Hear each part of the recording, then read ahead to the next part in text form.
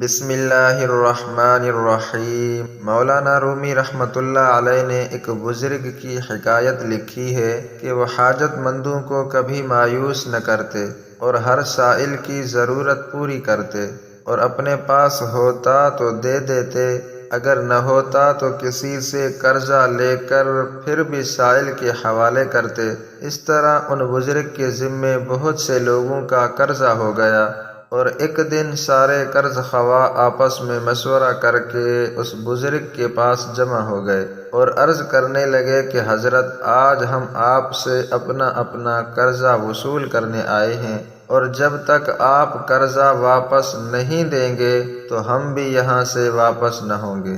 اس بزرگ نے فرمایا کہ آپ حضرات تشریف رکھیں، اللہ تعالیٰ دیں گے تو میں تمہیں دوں گا۔ سارے قرض خواہ بیٹھ گئے اور انتظار کرنے لگے۔ اسی دوران باہر سڑک کی طرف سے آواز محسوس ہوئی۔ بزرگ نے اپنے خادم سے معلوم کیا کہ کیا آواز ہے۔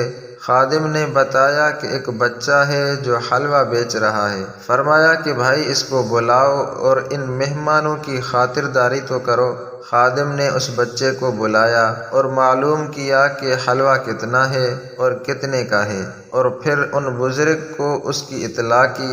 انہوں نے اس بچے سے فرمایا کہ سارا حلوہ تول دو اور ان سب مہمانوں کو کھلا دو، اور تم بھی کھاؤ۔ چنانچہ اس بچے نے حلوہ تولا اور سب کو کھلا دیا۔ جب سب کھا چکے تو اس بچے نے حلوے کی قیمت مانگی۔ بزرگ نے فرمایا کہ اگر پیسے ہوتے تو یہ لوگ یہاں کیوں بیٹھے ہوتے؟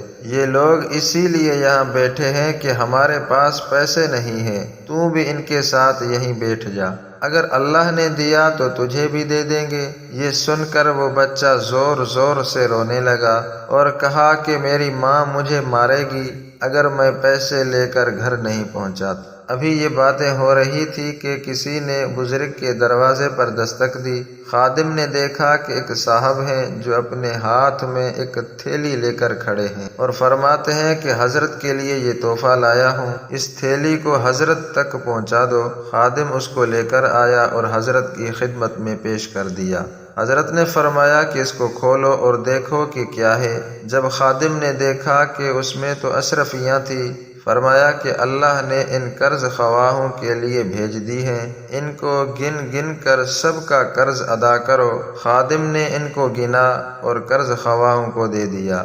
اس تھیلی میں اتنی رقم تھی کہ سارے قرض خواہوں کا قرض ادا ہو گیا، اور ساتھ ہی اس بچے کے حلوے کی رقم بھی ادا ہو گئی، اور سب لوگ چلے گئے۔ اس کے بعد بزرگ نے اللہ کے دربار میں عرض کیا کہ یا اللہ، مجھے تو یقین تھا کہ آپ ضرور دیں گے، مگر یہ سمجھ میں نہیں آیا کہ آپ نے اتنا رسوا کر کے کیوں دیا۔ اس پر اللہ کی طرف سے الہام ہوا کہ ہم تو دینا ہی چاہتے تھے، اور یہاں مانگنے والے تو سب تھے مگر کوئی رونے والا ہی نہیں تھا، اس لیے ہم نے تاخیر کر دی، اور جب یہ بچہ رونے لگا تو ہم نے اس کی برکت سے سب کو دے دیا۔ میرے سامعین قدر، یہ قصہ اس بات کے سمجھنے کے لیے کافی ہے کہ اللہ کو رونا بہت پسند ہے، اور رونے پر اللہ کی عنایت متوجہ ہوتی ہے، اس لیے دعا میں خوب رونا اور گڑ گڑانا چاہیے۔